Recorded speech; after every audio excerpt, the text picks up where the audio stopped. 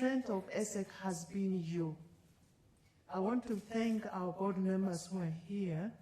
I want to thank you, our visitors and our supporters, and those of you who have been with us as you listen to each other. There are those of you who have been with us for long.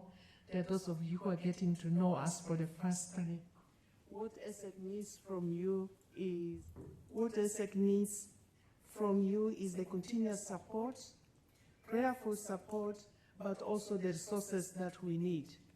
So the category of our friends that you know, you are our friends not only for the financial support, but also for spreading the word out about ASEC. To the people who need to hear it, to the people whose mission rides with our mission. Those are the people we are looking for. And you are our hands, you are our feet, you are our voice out there. So I thank you for honoring us this evening to have this reception, which we have annually.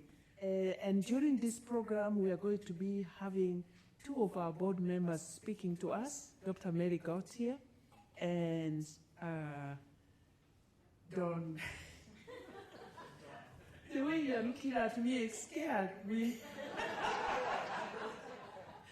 So Don and Mary have graciously accepted to share with you their stories about ASEC, to give you a lot more insight than what I normally give you every day. So we are very, very grateful to do all, and we're just going to roll out the program. And now I'm going to invite Father Tom to give us the invocation, the Jesuit way. It's humbling for a Jesuit to pray among all the Franciscans. I would note that providentially, today, September 9th, is also Pope Leo's opening letter. October 9th is opening letter. And the focus is on the care of the poor. And so very fittingly, I think, for this celebration for ASEC, to note that, and that ASEC is just practical reality of how the poor of the world are cared for by our church. Very real, very immediate, very kind of clear and definite. So let us pray. We thank you, Lord, for bringing us together, for all that we share, for our love and care for one another in our ministries, and the care for our brothers and sisters who suffer each fit. Keep us always mindful of your words, that what we do for the least of our brothers and sisters, we do for you. Bless ASEC, bless all of its works, and the thousands of sisters who minister with the assistance of ASEC throughout the world. We ask all this in Jesus' name. Amen. Thank you so much, Karato. And yes, when we serve the poor, we need to prepare the instruments, the people who can have a ripple effect in that service. It's easy to give a cup of tea to a poor person seated in front of me. It is even more important if you prepare another person who can keep spreading that cup of tea instead of it remaining in the hands of one person. And that's what ASEC is doing with the training and empowerment on the Catholic sisters so they can reach the poor, and so well. Thank you for bringing that out. Now I'm going to invite our board members to take us through what they are prepared for us. Thank you. Thank you, all, for being here. My name is Mary Gautier, and I'm going to tell you just a little bit about ASEC and what it means to me. We're here, of course, to ask you for your support for the African Sisters Education Collaborative.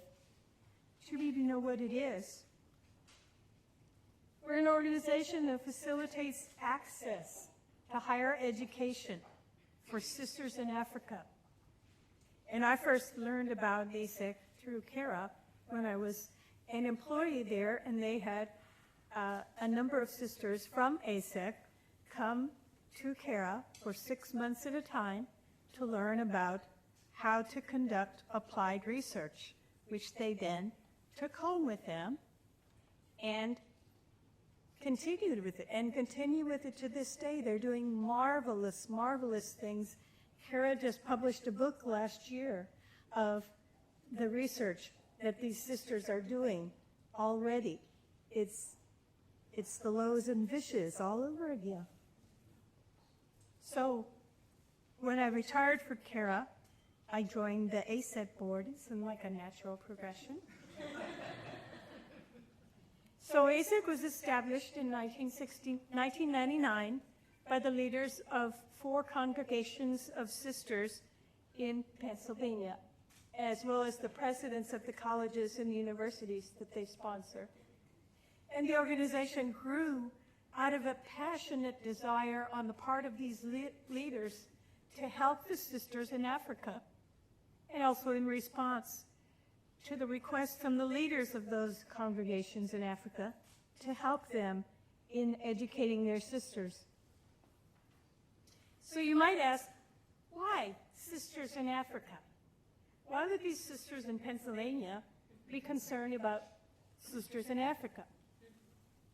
Well, I would say that it's because the sisters in Africa are a remarkably similar situation to what the sisters in the United States were 100 years ago. So the church in Africa is growing exponentially, as was the church in the U.S. 100 years ago. Catholic sisters are the frontline workforce of that church. They provide the social and spiritual services to the impoverished, the neglected, the needy in their communities, and advocating on their behalf. They dedicate their lives to service and prayer, working in the poorest and most rural parts of the world, where the services are minimal and difficult to access. Does that sound familiar to the situation of sisters here 100 years ago? They build and run schools and hospitals and clinics. They advocate for human rights. They support gender equality and devise solutions to reduce migration and trafficking. They are trusted in their communities because they are faithful, courageous, and resilient. They face difficult or impossible situations every day that most of us might run from. They're steadfast and resourceful. And wherever they are, there's always joy and laughter and song. Does that sound familiar? It is. So ASEC now supports the education of sisters in 11 African countries, and you can see them in color there on the map throughout Western and Eastern Sub-Saharan Africa and South Central Africa. ASEC would expand further if we could. The need is all over Africa. And why does ASEC focus on sisters' education? I would say it's because just like for sisters in the United States 100 years ago, that is where the need is greatest and where the resulting impact is enormous. ASEC has trained over 11,000 African sisters already in 25 years, who are now serving more than 70,000 people in their direct ministries. So, ASEC has 3 major education programs that they provide and implement. You can see the synopsis there, but I just want to mention them for you briefly. The Sisters Leadership Development Initiative, or SLDI, which is a 3-year certificate program that focuses on technology and administration and finances.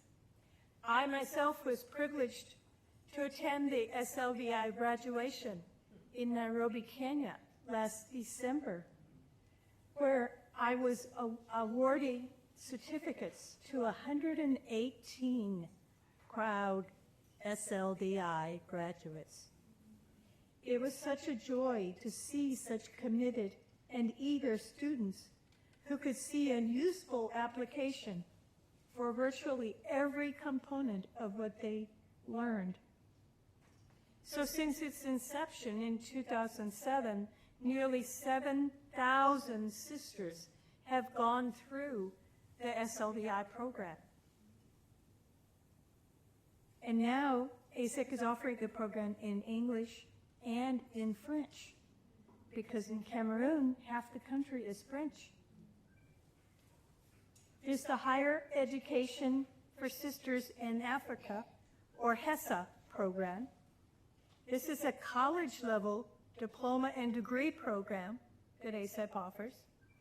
ASEC now has partnerships with 24 different degree-granting colleges and universities in Africa. And since 2011, thanks to the support of ASEC, more than 1,700 sisters had graduated with diplomas and degrees. Why is this important? Well, think back, just as it was in the U.S. a century ago, these sisters in Africa are being tasked with responsibilities that require certification, for which they have not been prepared. Becoming a sister involves a lot of formation, but it doesn't involve a whole lot of professional certification, does it? One sister in Zambia captured the essence of the problem, and she described how difficult it was for her as a nurse and the head of a very large clinic to have credibility in recruiting and overseeing medical staff, including doctors, when she didn't even have a degree. Others pointed out that there are new government requirements for degrees to hold certain positions in education. They need the education, degrees, and certification to do the work that they're already doing and that they could do so much more with. The third very important program is the scholarship program, which bridges the gap to higher education by providing 2 or 3 year scholarships to complete secondary school or a diploma relevant to their ministries. And it also supports a few sisters who are completing doctoral degrees in Africa. We just celebrated the graduation of one last year. Since 2012, more than 1,000 sisters have received scholarships through this program. And they've had a 97% retention rate, which shows you how seriously they take this opportunity. This program currently serves sisters in 8 of the 11 African countries in which ASEC operates. And then in addition to these major programs, ASEC also offers a service learning opportunity for students from the U.S.-sponsored institutions. We have one of our alumni here with us tonight. Be sure and talk to her. Her name is Erin, and she went to Ghana, right? From Marywood, and just the hills, right? Anyway, she met on a service learning project that literally changed her life, and it does that over and over and over again. ASEC operates service learning projects every year for students to come and see what's happening in Africa. And then finally, ASEC also operates a research initiative to increase the capacity of sisters to conduct research. And we've already talked about the collaboration between CARA and ASEC that helps break sisters over to learn applied research skills that they then can continue with back in Africa. So for me, one of the greatest joys is to see our ASEC alumni now in the forefront of leadership in their ministries. They are CPOs of schools and hospitals and clinics and many non-governmental organizations that they have themselves founded. They create jobs, win grant awards, and empower women. Since completing their ASEC-sponsored studies, these sisters have raised close to $30 million themselves in grant funding for community sustainability and improvement projects. And we're not talking here about donations from America. We're talking about raising funds in Africa to do the work that they were asked to do, that they were tasked with. This is marvelous. They've created almost 5,000 jobs in underserved rural communities, and they've served almost 2.5 million people already in places where the help is most needed.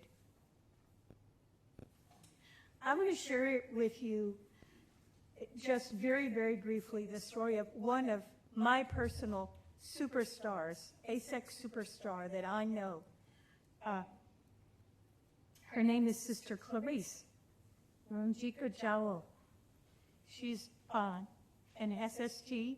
She's the SLDI coordinator for all of Africa. And she's the ASEC country director for Cameroon. When I was in Africa last December, I traveled with Sister Doru to Cameroon to share in the celebration of Sister Clarice's 25th anniversary of profession. She is an amazing woman. I mean, absolutely. I would call her Saint Clarice if I do that.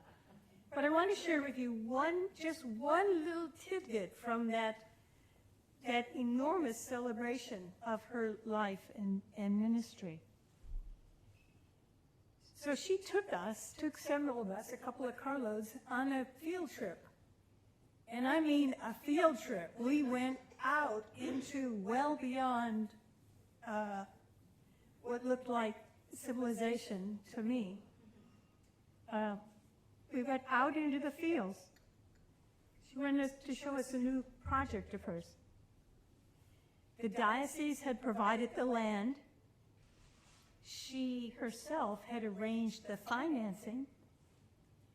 And she's now overseeing the construction of a 2-story compound that will eventually house and train sisters from around Cameroon who are undergoing SLDI training, as well as other gatherings of sisters. This is for more than just SLDI, but it provides a space for SLDI. Well, it looked pretty primitive to me. It looked like a collection of wood and rebar and cement, kind of taking shape. There was only one story, but she said it will be a 2-story construction when it's done. In fact, I walked up the stairs and stood on the top. It's a great view, but it's a lot of wind up there. But for Sister Clarice, she was able to bring to life her vision of where the sisters would be housed, where the classrooms would be, where the computer lab would be, where the kitchen and library and chapel would be, and how this structure would help bring together sisters from all over Cameroon, English-speaking and French-speaking, all over the country for education and training. And our excitement grew as she spoke. And at the end of the tour, she showed us a small tree that had been planted in the center of the compound at the beginning of the construction to symbolize the hope and promise of the project. And that little tree was already bearing fruit. And that compound, that very primitive compound, is already hosting sisters. It's like a miracle. Thank you, St. Clarice. I'm going to turn things over to my colleague, Don. Jesus tells us today, knock and the door will be opened to you. When I taught pastoral theology at the Dominican House of Studies right up here on Michigan Avenue, I had to knock on the number of doors to find field placements for my seminarians. I needed one more, and it finally came through. A new placement working with the elderly. My student, Michael, second theology, from Nigeria, came to learn about the ministry that he was going to take on. After he sat down, I asked him how he felt about being a guinea pig. He looked at me as if I had two heads. By the grace of God, I caught on. I was using an idiom. No wonder he was confused. The animal is not a pig, and it's not from Guinea, being indigenous to the Andes Mountains in South America. And none of that tells you at all that the guinea pig was used by scientists for medical research. Seeing Michael's confusion, I explained what the idiom meant, and he began to understand. Then I asked him, now that you know the concept, how would you say it in your own language? I believe he said something in Swahili. Then I asked him, transliterate that for me.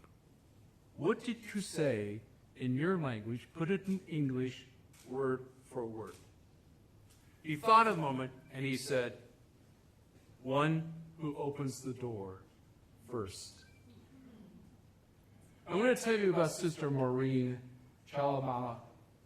She works in St. Kalimba, a community hospital operated by her religious community in Malawi. I'm still learning my African geography. But Malawi is down there, right? Yes, it's a little green thing there on the south part. Sister Maureen has knocked on many doors, and she has opened many of them. She is unique in all of our alumni because she has completed 3 of our programs. In 2015, she graduated from our leadership program, the administration track, so she could learn the skills in medical administration and ethical decision-making. But she felt called to do more. And in Malawi, as in many African nations, admissions to universities is entirely dependent upon secondary school. When Sister Maureen had entered religious life, she did not possess the scores necessary for higher education. But with the strong support of us through ASEC and the incredible staff in Malawi, she, through the scholarship program, was able to take her tests again. Of course, she passed her secondary school examination and was able to go to college. And then, through our higher education program, she earned a Bachelor's of Science in Nursing and Midwifery, graduating in 2024. Today, she is helping young mothers deliver healthy babies at their hospital, but she's also reducing the high infant mortality rate through a community health initiative that she helped start and fundraise for, serving 22 villages in her country. Sister Marie is a shining example of the impact ASEC programs had not only on the sisters who participate in the programs, but in the lives of the people they serve. You're going to hear the number 9,829. That's how many people one of our sisters impacts annually. In Sister Marie's case, mothers, babies, and their families. I joined the ASEC board a couple of years ago. Sister Carew really wanted Barbara. But I knocked, and the door, he said, opened for me. Through my work with the Center of Applied Research and the Apostolate, I knew of the phenomenal growth of the church in Africa, and I thought maybe I could help.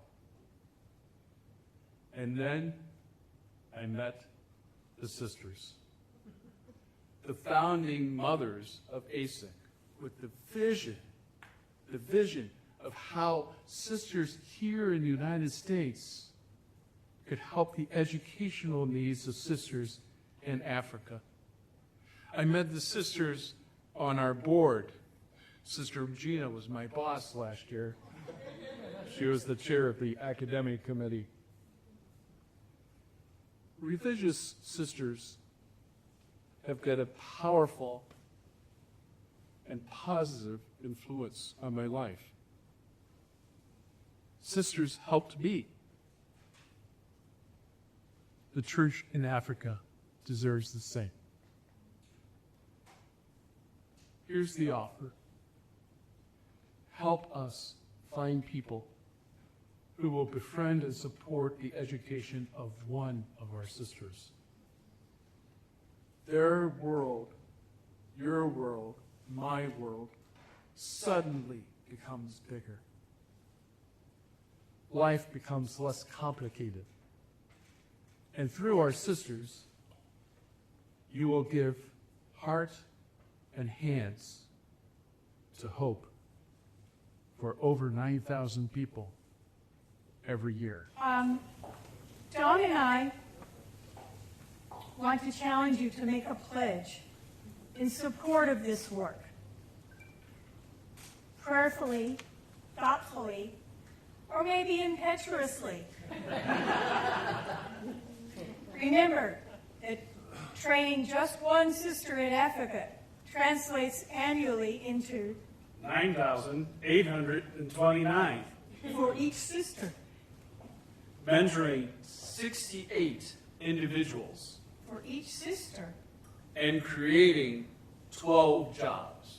For each sister that's educated in Africa. I know Mary and I really value education, but I want to underscore something. Our sisters are educated in Africa in 22 institutions of higher education. So your support for their education supports the development of those schools. Exactly. So here's what we suggest. A pledge of $5,000 will support a sister through 2 years of university study to a degree. $5,000 is a monthly pledge of $425 a month for a year, or about $200 a month for 2 years. $2,400 will support a sister through 2 years professional training. To become a nurse, we need someone to take Sister Marie's place. She's not going to be there forever. And the need is so great, right? So again, we need more nurses. And so that's a monthly price, as Mary said earlier, of $200 for a year. $200 a month for a year provides for 2 years of professional training for a sister in Africa. The amount that it's just phenomenal to me, the amount that our dollars here, how much more they can go over there. And what $200 is a night in D.C., right? Goes pretty fast here, but it goes so much further there. So $2,000 will support sisters through 2 years of high school. To get her through, to complete her national examination, and be ready for college. No, and remember, national examinations are really big things in the countries that we serve in Africa. Here, when you go through high school, we don't have national exams. What they do in Africa is it's a very important process, stepping point through. So that's really very important. A monthly pledge of $175 for a year will cover that cost. How about $1,000? $1,000 will support a sister through 1 year of high school. Do the math here. $1,000, a monthly pledge of $100 a month will more than cover the cost of getting a young sister through her national exam. $500 will provide 6 months of training for a sister. That's a monthly pledge of $50. $250. $250 covers 3 months of training for a sister. $250 is $25 a month for a year. That's a night of movies, right? That's what you pay for a night at the movies. A month will provide training for a sister. So, and that's only $10 a year. $10. $10 a month for a year. Don't doubt. I won't. $10 is the Starbucks, right? $25 will provide 1 week of training for a sister. I can't even do the math of what that would be for a month. Yeah, it's $150 a month. All right. Yeah, so. Yeah, one of the things that, and Sister Drew mentioned this earlier, obviously, the first support that we need is we need your prayer support. And this is an incredible thing that we're trying to do to help the sisters. Let's just be honest. It's a difficult time in our country to do this. But I really believe, and I've experienced this, by being connected to the sisters in Africa, it really does open your horizons. And for me, it is a tremendous amount of hope. Second, in addition to your prayer support, Eagle. I know as Mary was talking, I thought, I wonder if this person might be interested in helping us. So you start to think of people. I mean, I met a man at our parish who lived in Africa, so we've talked to him. I've met other people who are concerned about things that are going on in different countries in Africa, talking to them. You can help us meet other people, and that's a great way to extend the collaboration, as Sister Garut said. And of course, whatever you can do to support the work is just deeply, deeply appreciated. The sisters, when they come to visit us, they're always bringing gifts back. So if you've probably seen all the giraffes, Mariette saw a giraffe, right? You saw the giraffes out. Those keen with sisters when they come to visit us. Anything that you can do makes a difference. Today, sitting there, I felt like I was new to the information. It was coming to me and hitting me again in a very new way. So thank you so much for putting that voice up for us. And thank you, dear friends. Thank you for your continuous support. We know each one of you here has had a hand on ASEC because you have given to ASEC. And this is asking for more, only per twist, I like that quote, but also asking you to continue to be ambassadors. And as Don said, we realize it is very turbulent times we are living through, but we are stronger together.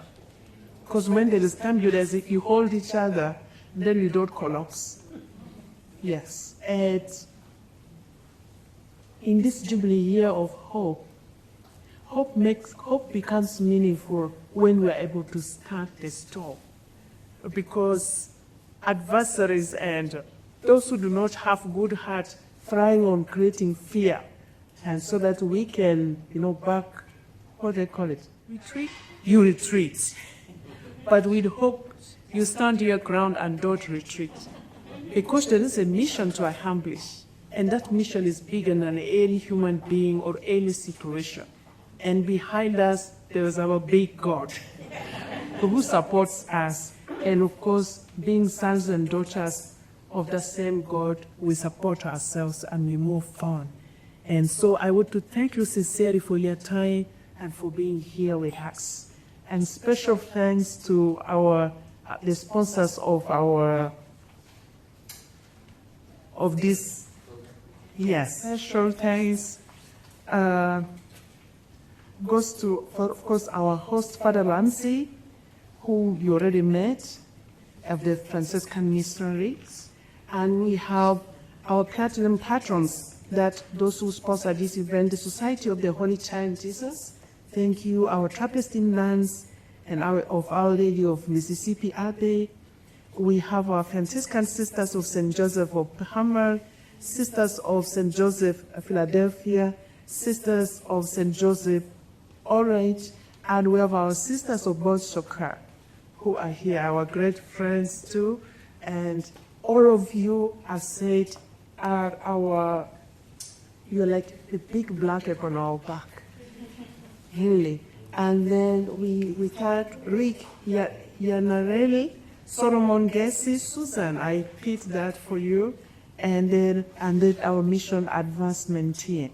So this event has been a success because of you. Special thank you to Eric. Eric drove all the way from Philadelphia, and she came all the way, as young as she is, with her professional career and all that. Thank you for being here in a special way. And it is nice to see young people come up like that. Then you know there is scope for the future. We thank you for that. Now, yes. And then also big thank you to our received Dominicans, Michael and Melissa Frey, Catherine Miller of the St. Joseph's, Anne Ostrich, Joy and John McNaughton. All that. So, and thank you wholeheartedly for everything. I wish I had the best word. I don't even have the strength to do for you the African dance. But Sister Nancy, would you please give the automation as a thank you, please? That part. Thank you very much, Sister Dralu. I just want you to practice a little bit so we can do it together. And it's very easy. You just make sure that your tongue is running up. So we go faster. So now also use our hands. Yeah? So we'll be like, okay, 1, 2, 3.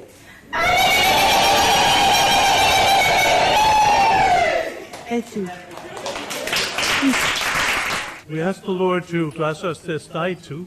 Keep us always mindful of our sisters and their wonderful ministries around the world. And the blessing of Almighty God be upon us, Father, Son, Holy Spirit. Amen.